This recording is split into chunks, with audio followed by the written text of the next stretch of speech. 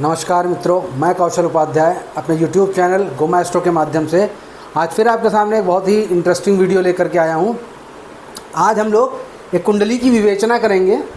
बहुत दिन से एक श्रोतागण हैं जो कि बार बार मुझे पर्सनल मैसेज कर रहे थे और रिक्वेस्ट किया उन्होंने कि उनकी कुंडली की विवेचना की जाए। तो यहाँ पर मैंने उनकी डिटेल्स लिख रखी है, बस नाम जो है वो गोपनीय है। ये डिटेल्स आप लोग नोट कर सकते हैं और आप लोग भी सीखिए कि कुंडली की विवेचना किस प्रकार से की जाती है, कुंडली किस प्रकार देखी जाती है। तो ये आप लोग नोट कर लीजिए या फिर स्क्रीनशॉट ले लीजिए। मैंने इनकी कुंडली अपने मोबाइल में निकाल कर रखी हुई है। तो मैं वाइट बोर्ड अभी साफ़ कर देता हूँ और इनके कुंडली की विवेचना शुरू करने के लिए लग्न चार्ट हम यहाँ बना लेते हैं। वाइट बोर्ड साफ़ करने के लिए मुझे कपड़े की आवश्यकता होगी क्योंकि मैंने ले लिया है और मैं वाइट बोर्ड साफ़ कर देता हूँ। अब इसके बाद हम लोग लग्न कुंडली बनाते हैं जातक की।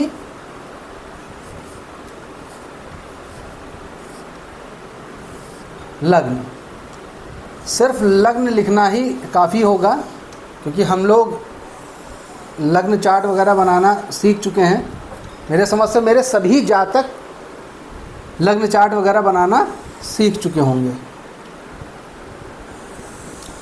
सभी श्रोतागण से विनम्र अनुरोध है कि वह वीडियो देखते वक्त ही कॉपी पेन लेकर के बैठें और इसको बना लें। क्यों? क्योंकि आगे हो सकता है कि मुझे इसको साफ करना पड़े। तो वृष लग्न की कुंडली है।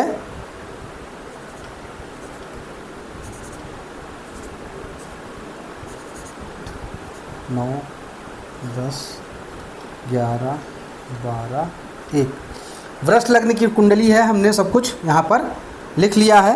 अब हम यहाँ पर ग्रह बैठा लेते हैं। शनि, यहाँ पर केतु बैठे हुए हैं। कुंडली आप लोग अपने अपने सॉफ्टवेयर में निकाल लीजिए ताकि आप लोगों को भी देखने में आसानी हो जाए। गुरु एवं बुध, सूर्य, चंद्रमा,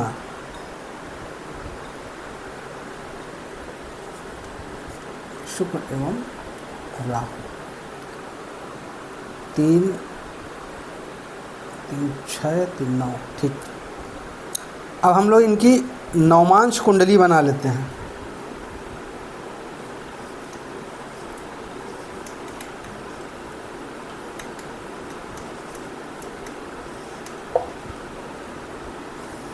नवमांश लिख लेते हैं। नवमांश लिखना ही पर्याप्त होगा क्योंकि जब हमको लग्न और नवमांश दोनों ही कुंडलियां मिल जाएंगी तब हम फलकथन सही रूप से कर पाएंगे। यहाँ पर ग्रहों की अवस्था को हमें देखना होगा। बाकी शुभ ग्रह अशुभ ग्रह यह सब मैं आप लोगों को पहले भी सिखा चुका हूँ कैसे निकाला जाता है। तो मेरा सभी जातकों से अनुरोध है कि कुंडली निकाल करके आप लोग तब तक शुभ अशुभ ग्रह निकालना शुरू कर दीजिए और मेरे साथ में ही कुंडली देखते चलिए ताकि आप लोगों को काफ़ी आसानी हो जाए।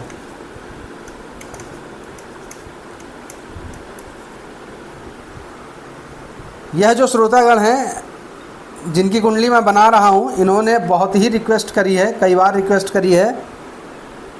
तो आज इनकी कुंडली मैं यहाँ बना। अच्छा, मैं अपने सभी श्रोतागणों से यह कहना चाहता हूँ कि कुछ लोगों का मेरे पास मैसेज आया। देखिए, मैं पेशे से एस्ट्रोलॉजर हूँ। कुंडली देखने का शुल्क भी मैं लेता हूँ। जब भी कोई मेरे पास मैसेज करता है तो मैं उसको अपना शुल्क बता देता हूँ, परंतु मैं अपने श्रोतागणों से यह विनम्र अनुरोध करूँगा कि जिसके पास पैसे नहीं हैं या उसकी माली हालत ख़राब है तो वह मुझे मैसेज के द्वारा यह बता दे, मैं उसका शुल्क नहीं लूँगा। मैं फ्री में ही उसकी कुंडली की विवेचना या उसकी कुंडली का फलादेश कर दूँगा। मैंने बहुत सारे लोगों को देखा है, पहले मैसेज करते हैं और बाद में एकदम शांत बैठ जाते हैं। तो आप सभी लोगों से विनम्र अनुरोध है कि कृपया ऐसा ना करें। अगर आपको कुंडली की विवेचना करवानी है तो मेरे पर्सनल विंडो पे आ जाइए, मेरे व्हाट्सएप पर, और वहाँ पर मुझे अपना टाइम डेट प्लेस भेजिए, मैं उसके ज़रिए आपका विवेचन कर दूँगा। चलिए अब हम लोग यहाँ कुंडली में आ जाते हैं। तो हमने देखिए लग्न कुंडली, नवमांश कुंडली निकाल ली। अब हम लोग इनकी दशा निकाल लेते हैं। प्रेजेंट टाइम में इनकी सूर्य की महादशा चल रही है। सूर्य की महादशा इनकी 2020 26/6/2020 से चल रही है और जो कि चलेगी 26/6/2026 तक। 26/6/2026 तक। सूर्य की महादशा के बाद इनकी चंद्रमा की महादशा स्टार्ट हो जाएगी, ये आप लोग नोट कर लीजिए। अब हम लोग यहाँ पर कुंडली की विवेचना शुरू करते हैं। तो मेरा सभी श्रोतागण से विनम्र अनुरोध है कि इसको बहुत अच्छे से देखिएगा और समझिएगा। सर्वप्रथम यहाँ पर लग्न कुंडली से हम लोग इनके शुभ ग्रह और अशुभ ग्रह निकाल लेंगे। तो यहाँ पर मैं लिख देता हूँ शुभ ग्रह। देखिए लग्न, पंचम और नवम यह हमेशा ही शुभ रहते हैं। खास तौर पे लग्न की बात करें तो लग्न सदैव शुभ रहता है। ये दोनों योगकारी स्थान है, इसीलिए हमेशा ही शुभ रहेंगे। तो शुक्र राशि के अंक से ही आपको पता कर लेना है कि कौन सा ग्रह है। दूसरी राशि है, दूसरी राशि वृष राशि हो गई, वृष राशि का स्वामी शुक्र हो गया। यहाँ पर छठी राशि है, छठी राशि कन्या राशि हो गई, कन्या राशि का स्वामी बुध हो गया। तो इनका शुक्र और बुध शुभ है। और 10वीं राशि मकर राशि है, मकर राशि का स्वामी शनि हो गया। ये तो 3 हो गए। अब यहाँ देखिए और कोई आ रहा है, एक राशि यहाँ पर आ रही है, तो इनका सूर्य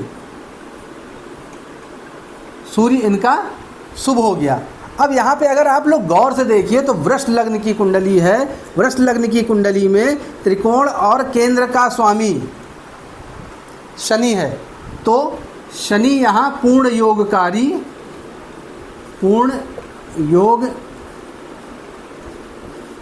हो जाता है। इस जानकारी को आप सभी लोग अच्छे से नोट कर लीजिए। क्यों? क्योंकि मैं इसको साफ़ कर दूंगा, क्योंकि लिखने की मुझे ज़्यादा जगह मिल नहीं रही है और मुझे जगह की आवश्यकता है। तो अब हम लोग शुभ ग्रह मैंने बता दिया है, वो आप नोट कर लीजिए। अब हम लोग बात करेंगे अशुभ ग्रह की।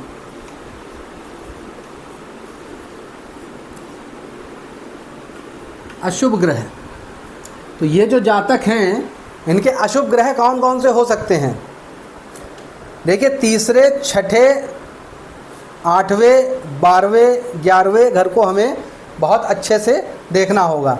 तो तीसरे घर में चौथी राशि है, तो चंद्रमा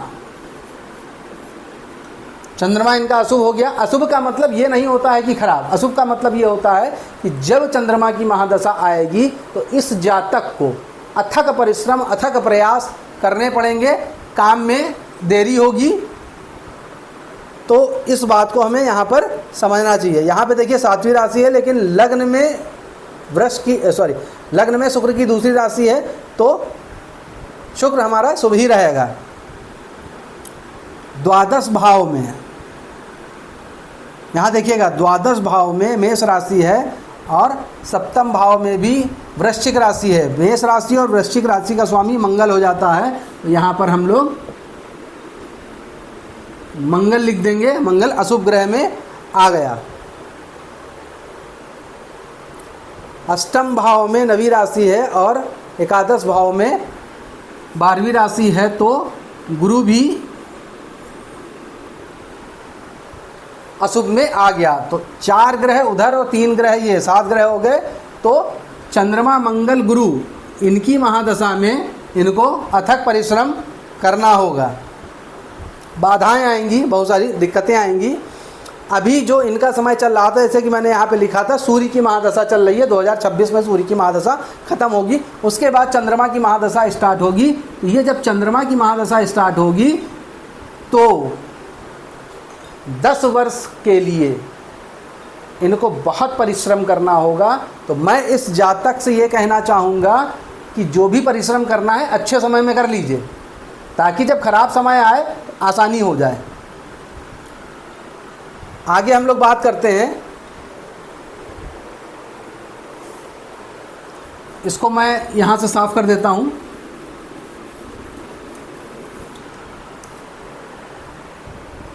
अब यहाँ अगर हम गौर से देखें तो ये देखिए, ये शुक्र यहाँ बैठा हुआ है और शुक्र यहाँ बैठा हुआ है, मतलब द्वादश भाव में शुक्र है, वहीं द्वादश भाव में यहाँ पर है, परंतु राशि नहीं मिल रही है ना। यहाँ पर मेष राशि है और यहाँ पर सिंह राशि है। सूर्य और चंद्रमा एकादश भाव में बैठे हैं और नवमांश में सूर्य और चंद्रमा षष्ठम भाव में बैठे हुए हैं। षष्ठम भाव जो है वो रोग ऋण रिपु का कहा गया है। षष्ठम भाव में सूर्य की उपस्थिति बहुत अच्छी मानी गई है। जितने भी क्रूर ग्रह हैं, जितने भी पापी ग्रह हैं, पापी तो नहीं कह सकते सूर्य को, लेकिन क्रूर कह सकते हैं, अगर वह छठे भाव में बैठ जाए तो उनका फल अच्छा हो जाता है। तो यहाँ पर सूर्य का फल अच्छा हो गया और चंद्रमा सूर्य के साथ है तो अस्त अवस्था में है। यहाँ पर भी चंद्रमा सूर्य के साथ यहाँ पर बैठा हुआ है। खैर, नवमांश में इनका देखिए राहु और केतु, बुध गुरु केंद्र में बैठे हुए हैं, शनि तृतीय भाव में बैठा हुआ है, मंगल एकादश भाव में बैठा हुआ है, शुक्र द्वादश भाव में बैठा हुआ है। तो नवमांश में ग्रहों की जो स्थिति है वह काफ़ी अच्छी मुझे दिखाई दे रही है। अब हम लग्न की बात करते हैं। लग्न में जब आप गौर से करेंगे, गौर करेंगे या गौर से देखेंगे तो इनकी कुंडली में शनि जो है वह सप्तम भाव में बैठा हुआ है। सप्तम भाव दाम्पत्य जीवन का है। मंगल अष्टम भाव पर बैठा हुआ है। अष्टम भाव किसी भी पति और पत्नी के जो अंतरंग संबंध होते हैं, गुप्त संबंध, वहाँ का भाव है। तो मंगल यहाँ पे बैठा हुआ है। राहु द्वादश भाव में बैठा हुआ है। तो ऐसे जातक का विवाह जो है वो देरी से हो सकता है।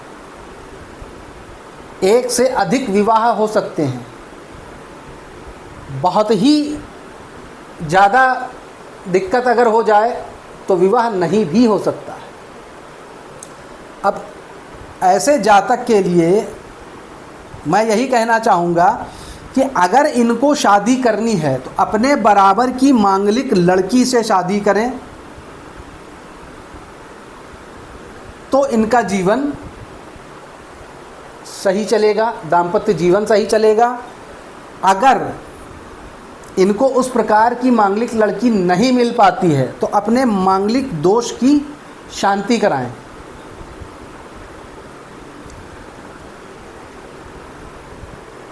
शनि, मंगल और राहु ये तीनों मिलकर के इनके दाम्पत्य जीवन को खराब कर रहे हैं। शनि यहाँ से पूर्ण दृष्टि इनके शरीर पर भी डाल रहा है, मतलब लग्न इनका पूरा शरीर हो गया, उस पर दृष्टि डाल रहा है। 1 2 3 भाग्य स्थान में शनि की दृष्टि है। 4 5 6 7 8 9 10 सुख स्थान में भी शनि की दृष्टि है। तो मैं ये कह सकता हूँ कि अगर इनकी शादी बिना कुछ किए हो जाती है तो इनके दाम्पत्य जीवन में बड़ी खटास होगी, बहुत दिक्कतें आ सकती हैं, डाइवोर्स की संभावना हो सकती है, कोर्ट केस हो सकता है, पुलिस थाना हो सकता है। तो यहाँ पर ये चीज़ दिखाई मुझे दे रही है। अगर मैं इनके दाम्पत्य जीवन को छोड़ दूँ तो इनके जीवन में संपूर्ण प्रकार का भौतिक सुख है। क्यों? क्योंकि शुक्र इनका द्वादश भाव में बैठा हुआ है। द्वादश भाव में शुक्र का फल बहुत अच्छा कहा गया है। हालांकि राहु भी वहीं बैठा हुआ है द्वादश भाव में, लेकिन राहु के बहुत सारे गुण हैं, जिसमें एक गुण यह भी है वो जिस ग्रह के साथ बैठता है उस ग्रह की पावर को बढ़ा देता है। कहने का मतलब ये है कि शुक्र अगर यहाँ पर बैठा हुआ है तो इस जातक के जीवन में संपूर्ण प्रकार का भौतिक सुख रहेगा। अच्छा, एक श्लोक और यहाँ समझ लीजिए। ये 4 केंद्र होते हैं। यह श्लोक शायद हो सकता है आप लोगों को जल्दी सुनने का मौका ना मिले, आज सुन लीजिए। मैं बोल दे रहा हूँ, लिखने का जगह नहीं है यहाँ पर। देखिए 4 केंद्र होते हैं। 1 केंद्र भवे सुखी, 2 केंद्र धनागमन, 3 केंद्रम राज समानम, केंद्रहीनम दरिद्रता। तो इस जातक के 2 केंद्र में ग्रह है। यह जातक जब पैदा हुआ तब इनके घर में धन का आगमन हुआ। यह जातक जहाँ जाएगा वहाँ धन का आगमन होगा। इनके पास धन रहे या ना रहे इसकी गारंटी मैं नहीं लूँगा, लेकिन इस जातक के चरण जहाँ भी पड़ेंगे वहाँ धन का आगमन सदैव होता रहेगा। इन जातक से मेरा विनम्र अनुरोध है कि इस बात पर ज़रूर ध्यान दें कि जब भी किसी ऐसी जगह जाएं जहाँ पर कस्टमर नहीं है, मान लीजिए किसी दुकान गए वहाँ कस्टमर नहीं है, जैसे ही ये जाएंगे देखेंगे जब तक ये खड़े हैं तब तक वहाँ पर भीड़ इकट्ठा हो जाएगी। ये मैंने बहुत सारे जातकों में देखा है और जब भी मैं किसी को बताता हूँ तो लोग कहते हैं कि हाँ गुरुजी, ये एकदम सही बात आप कह रहे हैं। अब आप यहाँ देख लीजिए, गुरु और बुध साथ में बैठे हुए हैं। बुध जो है वह धन भाव के स्वामी हैं और पंचमेश भी हैं। गुरु अष्टमेश और एकादशेश भी हैं। तो यहाँ पर गुरु और बुध की युति बहुत अच्छी है। गुरु की दृष्टि 1 2 3 4 5 धन स्थान पर, कुटुंब स्थान पर, 6 7 संपूर्ण प्रकार के सुख स्थान पर, 8 9 रोग ऋण रिपु स्थान पर पड़ रही है। मैं ये कह सकता हूँ कि यह जातक अगर धर्म के मार्ग पर चलता रहे तो इसका परिवार बहुत अच्छा रहेगा, इसको संपूर्ण प्रकार का भौतिक सुख प्राप्त होगा और किसी भी प्रकार का रोग ऋण रिपु इसे परेशान नहीं कर पाएगा। यह विवेचना जो मैंने करी है यह गुरु की दृष्टि की वजह से है। दूसरी चीज़, गुरु जहाँ बैठा रहता है, अब जैसे कर्म स्थान में बैठा रहता है तो गुरु जहाँ बैठता है उस स्थान का नाश करता है, ऐसा कहा गया। लेकिन नाश करने का मतलब ये नहीं है कि वो ख़त्म कर देगा। कहने का मतलब ये है कि वो उस जगह पे ध्यान नहीं दे पाता है जहाँ पर वो बैठा रहता है। तो यह इनका कर्म स्थान है। तो यह जातक कर्म से थोड़ा दूर होंगे, काम करना चाहेंगे परंतु कर नहीं पाएंगे। यह विवेचना हमारे श्रोता के लिए है जिनकी यह कुंडली है। मैं इन श्रोता से विनम्र निवेदन करूंगा कि अगर इनको बहुत ज़्यादा जानकारी चाहिए हो तो मेरे पर्सनल नंबर पर, जो कि मेरा व्हाट्सएप नंबर मैंने दिया हुआ है वीडियो के माध्यम से, उस पर मुझे कॉल करके मुझसे बात कर सकते हैं और मैं इनको और भी ज़्यादा अच्छी जानकारियाँ दे सकता हूँ। आज का वीडियो मैं यहीं पर समाप्त करना चाहूँगा। क्योंकि वीडियो लंबा हो रहा है और मैं अपनी वाणी को यहीं विराम देता हूँ। नमस्कार, जय श्री राम।